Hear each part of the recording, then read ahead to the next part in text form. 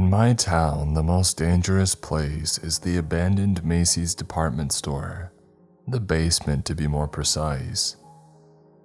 It's not easy to find, but people still manage to, mostly by accident. You're perfectly safe as long as at least one of your feet stays on the stairs. You're supposed to just go back up, and eventually it'll move on. I'm not sure how many people have found it. Lots of people claim to, but it's hard to verify. Those that do take both feet off the stairs. Well, no one hears from them to find out what comes next. Most of them probably end up listed as a missing person. That's why I'm writing this. I want people to know what happened to my sister and my friends. And if I can't figure something out soon, to me too, I want to share what it's really truly like down here. I know, it doesn't sound that bad.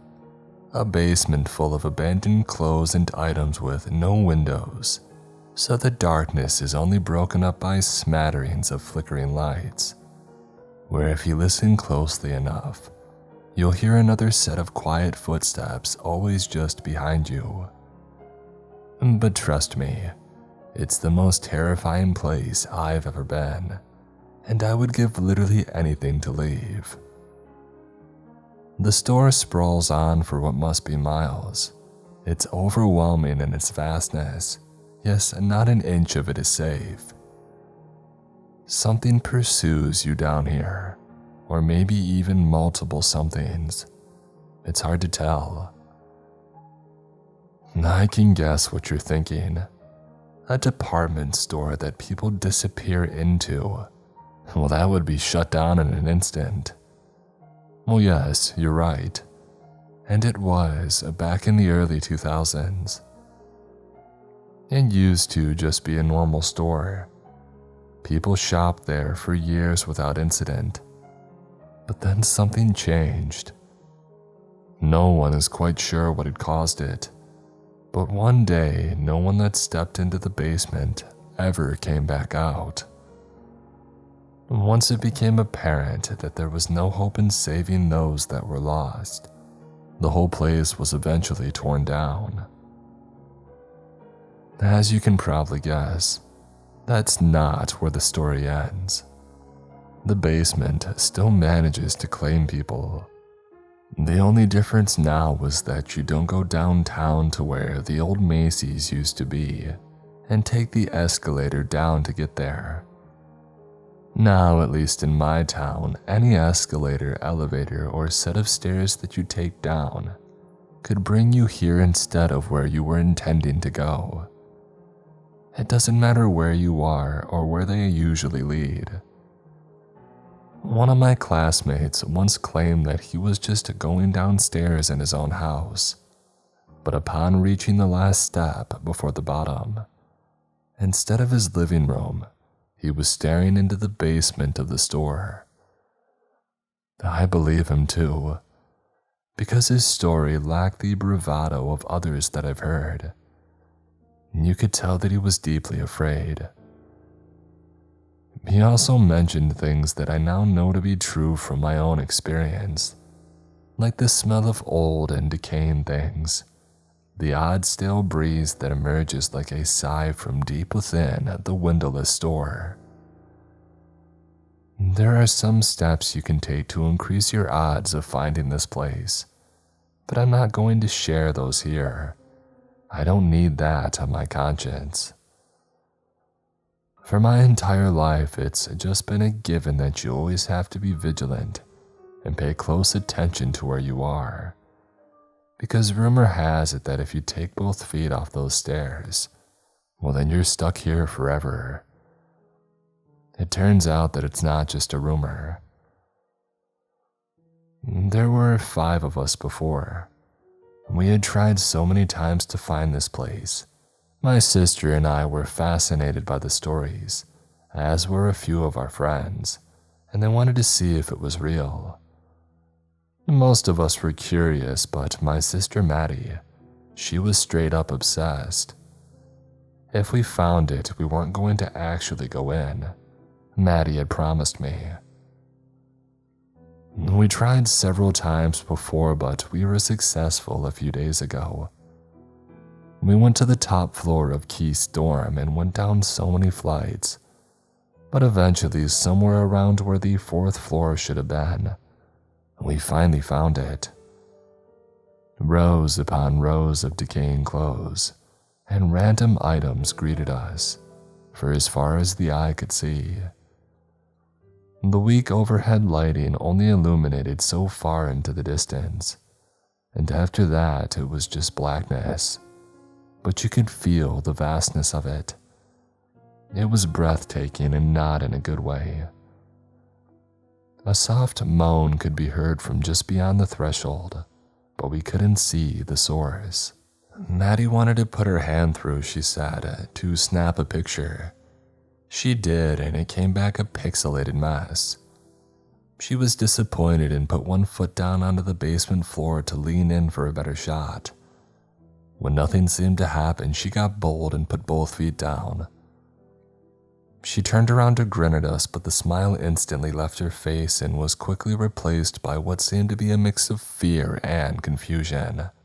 Her eyes widened and darted back and forth as she searched around frantically. She called out and I waved my hands and yelled to her. I was only inches from her, but when I reached out I couldn't touch her. She didn't seem to hear or see us, but she seemed to catch a glimpse at the source of the moaning.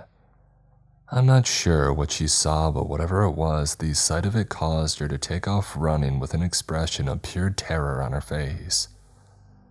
I could sometimes see her as she ran through the lit portions, but none of us could see what she was actually running from.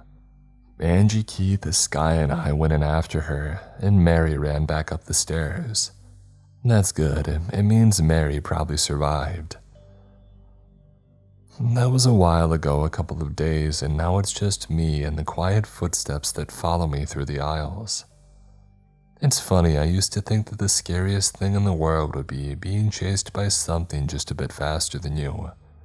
You turn back and you see it coming and you just can't outrun it.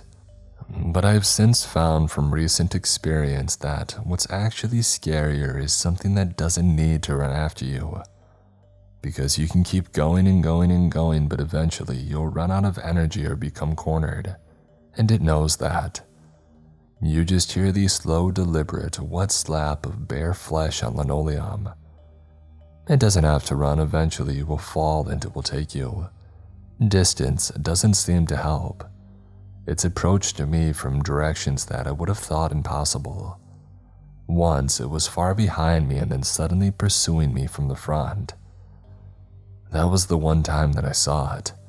Just a glimpse of details as it emerged into a dimly lit portion of the aisle. I hope I never see it again. I'm still holding out hope that dehydration gets me first. You can't tell day from night down here. There are no windows, just weakly flickering fluorescent lights in some areas, and a darkness unlike anything that I've seen before. It's disorienting and makes it so easy to imagine what must be lurking in the shadows just out of sight. I'm grateful that I have my phone with me. Before now, I just used it to check the time or illuminate pitch black areas, and turned it off to conserve the battery. But when it finally sunk in that I was never leaving, I started writing this and it's been comforting in a way. This store is massive, it's gotta be tens of miles if not more. I've ran and walked off and on for days and I've yet to find the end. I've stopped calling out for my sister or our friends, not because I've lost hope of finding them, but because I know something else already did.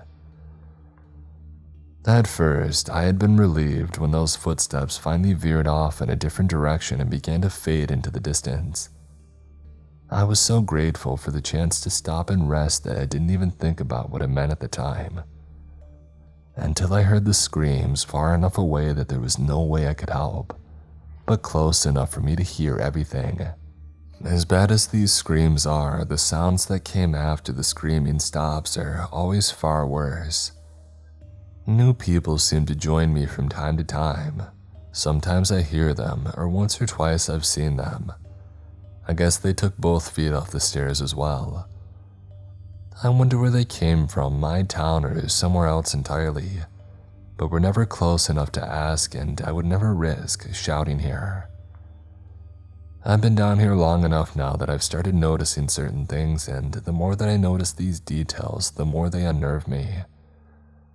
For example, the store and items within it seem to just grow and grow. For everyone that disappears down here, the store seems to grow just a bit bigger. The clothes and housewares I've ran past, if you take a really close look, you'll see that they aren't quite right looking.